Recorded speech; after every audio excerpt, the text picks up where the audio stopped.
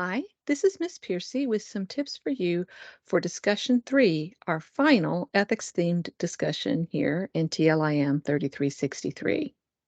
Now, this discussion, unlike the previous two discussions, does not have a reading selection.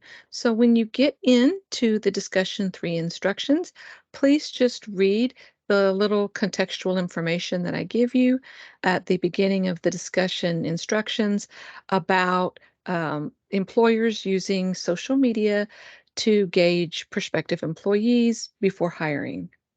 And then after you've read that little piece of information, take a look at the suggested prompts. As usual, you can sort of mix and match from among the three suggested prompts.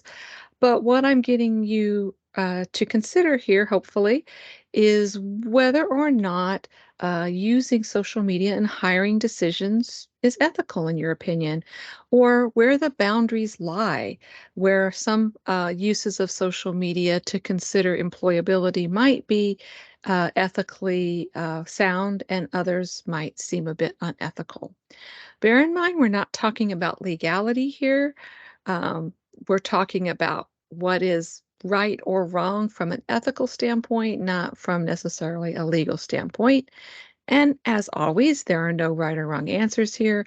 I'd just like you to support your perspective with examples and illustrations. And if you'd like, you can bring in outside information to this discussion.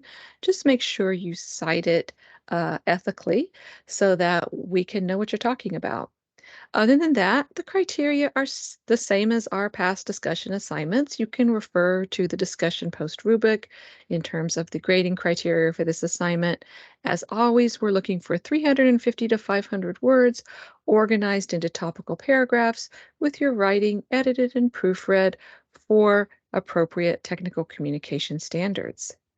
I look forward to seeing what you have to say about this topic.